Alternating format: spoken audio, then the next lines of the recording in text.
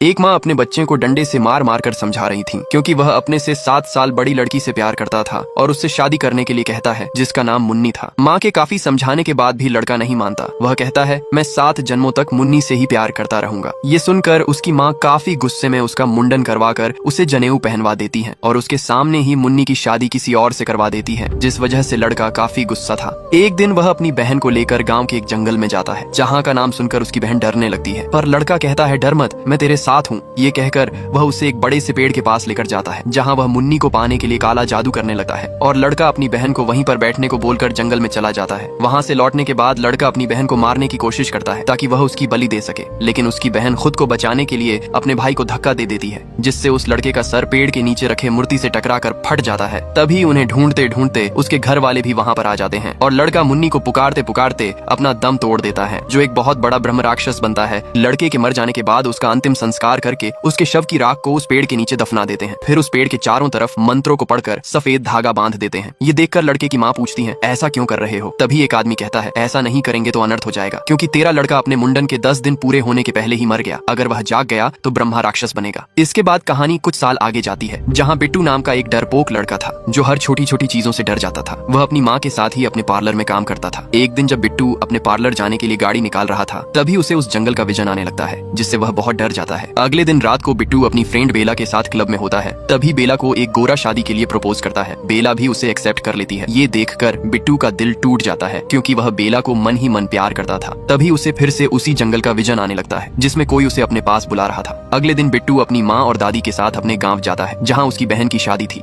जब बिट्टू अपनी बहन के साथ घूम रहा था, तभी उसे वह जंगल दिखाई देता है, जहाँ उसे कोई अपने पास बुला रहा था। घूमने के बाद जब बिट्टू वापस घर पर आता है, तो देखता है कि उसकी माँ और ताऊ के बीच में झगड़ा हो रहा है, क्योंकि उसके ताऊ को वो जमीन बेचनी थी, जिसे सुनकर बिट्टू की दादी उन्हें मना करती है, क्योंकि वह जमीन श्रापित है। जिस वजह से गुस्से में बिट्टू के ताऊ बिट्टू को उसके पिता के मरने की वजह बता देते हैं। वह कहते हैं, तेरे बाप को भी बोला था उस जंगल में मत जा, लेकिन पागल था तेरा बाप। सभी के मना करने के बाद भी अकेला ही उस जंगल के पेड़ को जलाने के लिए निकल गया और वापस लौट कर नहीं आया। उसी की तरह तेरा लड़का भी पागल है। अपने पिता के बारे में सुनकर बिट्टू को बहुत बुरा लगा। वो अपने ताऊ को ऐसा ना कहने के लिए मना करता है, लेकिन उसके ताऊ गुस्से में उसका कॉलर पकड़ लेते हैं, जिस वजह से बिट्टू को बहुत गुस्सा आता है और वह गुस्से में ही अकेला अपनी गाड़ी लेकर उस जंगल की ओर निकल जाता है, जहाँ पर वह उसी श्रापित पेड़ के पास जाता है, जिस पेड़ को वह बचपन से अपने सपनों में देखता आ रहा है। ये वही पेड़ है जिस पर उसे एक ब्रह्म राक्षस दिखता है, जो उसे अपने पेड़ की जड़ों में जकड़ लेता है। इधर जब काफी देर तक बिट्टू घर नहीं लौटा, तब उसकी दादी को बिट्टू की चिंता होने लगी और वह पुराने संदूक में से वही छड़ी निकालती है और उसे बचाने के लिए जंगल की तरफ निकल जाती है। बचाने गई दादी को देखकर ब्रह्म राक्षस उसे पहचान लेता है कि ये कोई और नहीं बल्कि उसी की बहन है, जिसका वह बचपन में बलि देना चाहता था। तभी दादी देखती है कि ब्रह्म राक्षस बिट्टू को उसी पेड़ के अंदर कैद करके रखा है। ये देखकर वो उस छड़ी को निकालती है। ये वही छड़ी है जिससे उसकी माँ बचपन में उसे मारा करती थी। इसलिए ब्रह्म राक्षस बनने के बाद भी लड़का उस छड़ी से डरता है। ब्रह्म राक्षस से बचाकर उसकी दादी बिट्टू को उस जंगल से बाहर ले आती है। रास्ते में जब बिट्टू उनसे पूछता है कि दादी वो क्या था, तभी उसकी दादी कहती है, वो एक मुंजा है जो कभी मेरा भाई हुआ करता था। तू डर मत, वो यहाँ नहीं आ सकता, क्योंकि उसे उस पेड़ से बांध कर रखा है और उसकी अस्थियां भी उसी पेड़ के नीचे घड़ी हैं। मैं जब तक जिंदा हूँ तुझे कुछ भी नहीं होने दूंगी। ये सुनकर बिट्टू अपनी दादी को गले से लगा लेता है, पर तभी उसे अपनी पीठ पर बहुत दर्द होने लगा और उस समय वो ब्रह्म राक्षस वहाँ आकर उसकी दादी को मार देता है। अगले सुबह जब बिट्टू को होश आया तो वो खुद को अस्पताल में पाता है। वो अपनी माँ से दादी के बारे में पूछता है, तो उसकी बहन कहती है, दादी तुझे ढूंढने गई थी, मगर पैर फिसलने की वजह से वह समुद्र में डूब कर मर गई। बिट्टू ने सभी को ब्रह्म राक्षस बारे में कहा कि दादी को उसी मुंजा ने मारा है, लेकिन किसी को उस पर विश्वास नहीं होता। बिट्टू के ताऊ उसकी माँ के मरने का जिम्मेदार बिट्टू को ठहराते हैं। वो कहते हैं ना, ऐ वहाँ जाता और ना ही माँ की मौत होती,